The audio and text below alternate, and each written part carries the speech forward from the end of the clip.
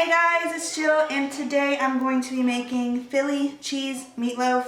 Your family is going to love this. Sorry I'm not going to be on camera today.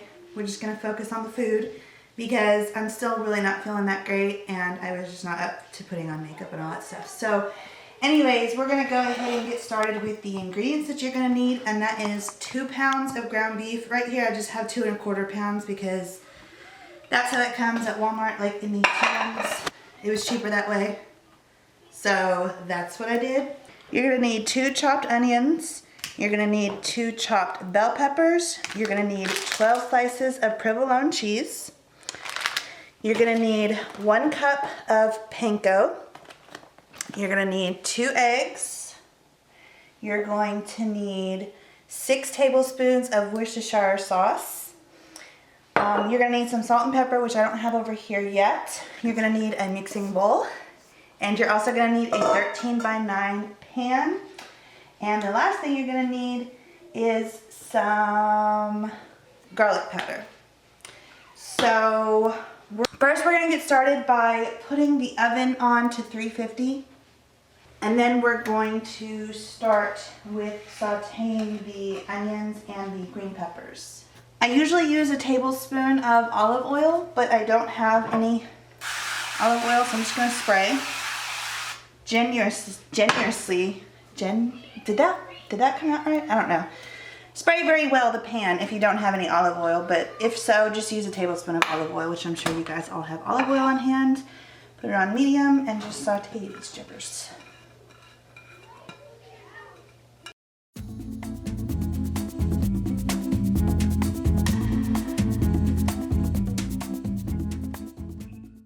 Okay, so when I cook, I like to double task.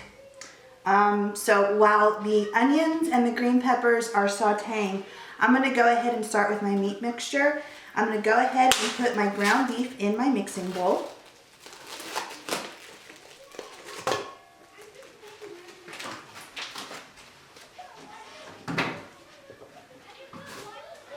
Go ahead and add some pepper. I don't even know if we have any pepper in here. I think I need to fill that up. Some salt. You can be generous with your salt. This is a large piece of meat, so it's a lot of meat, I should say.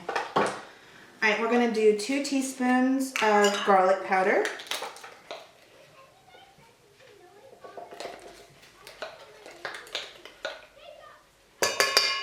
Six tablespoons of Worcestershire sauce. I hope I have enough.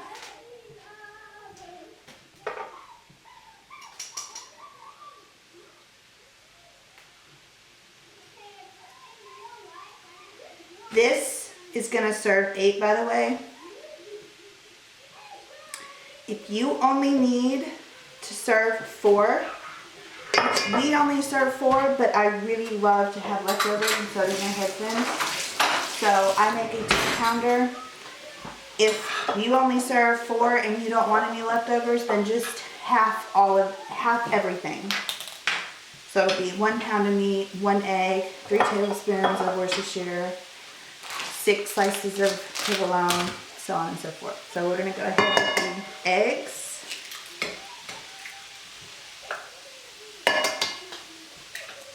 And 1 cup of panko breadcrumbs. If you want, you can use regular breadcrumbs. I just always get panko because they have less in them and they're super crunchy, which doesn't really matter for this recipe, but for, you know, if you're coating stuff, I like them to be crunchy. Alright, and that's how simple it is. Now you just get your hands in here and you just want to mix through. Take all your rings off and all your jewelry so you can really get in there and mix that meat. Remember, we still have those onions and green pepper sauteed, so just kind of get a general mix going here. You can, if you want, wait until that comes, but like I said, I like to get the bulk of it done. So once that gets in here, I can just mix some more.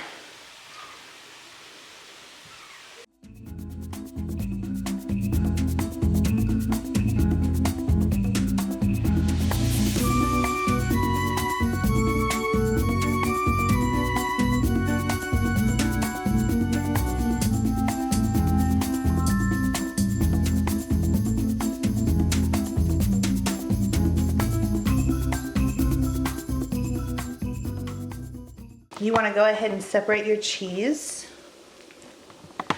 You're going to need 6 pieces for the middle and 6 for the top. So I just kind of separated them. You're going to go ahead and add in your peppers and onions.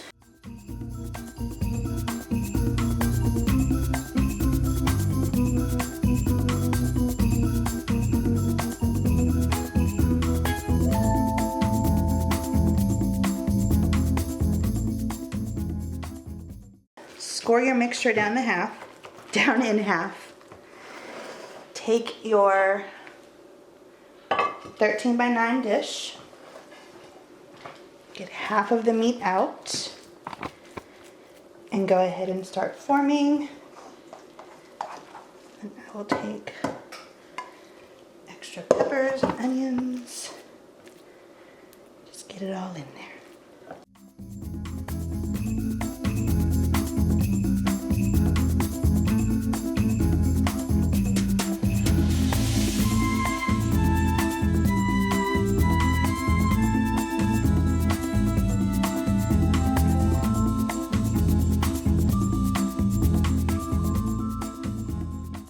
Now what you want to do is take 6 pieces of provolone cheese and just layer it.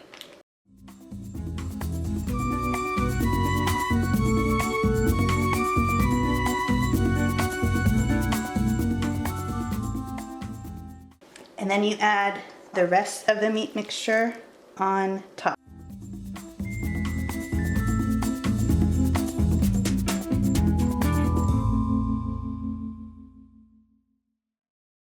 While you're doing this, you want to keep in mind you kind of want to go over the cheese to kind of enclose it in. Because some of it is going to ooze out, but you want to prevent as much oozing as possible.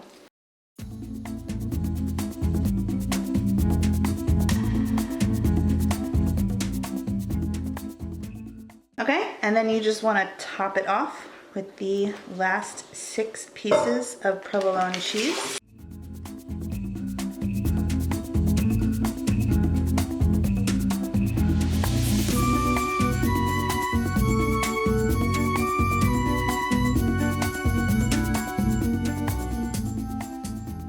Now at this point, if you are pre-making this, this is a perfect freezer meal. So if you want to go ahead, you can get one of those disposable pans with the lids and just pop this in the freezer. So that way you can have this as a meal that's already ready. Or you can actually prepare this in the morning, put some foil over it, put it in the fridge. And then from that point, when you're ready to put it in the oven, take it out for 20 minutes, let it come to room temperature, and then pop it in the oven. So what we're gonna do right now is pop this baby in the oven since we're about ready. Well, we're gonna be ready to eat in about an hour and a half. This is gonna take you about an hour and a half. So we're gonna go ahead and pop it in the oven. So this is what your beautiful meatloaf is going, ooh, look at that piece that just fell. That is what your beautiful meatloaf is going to look like.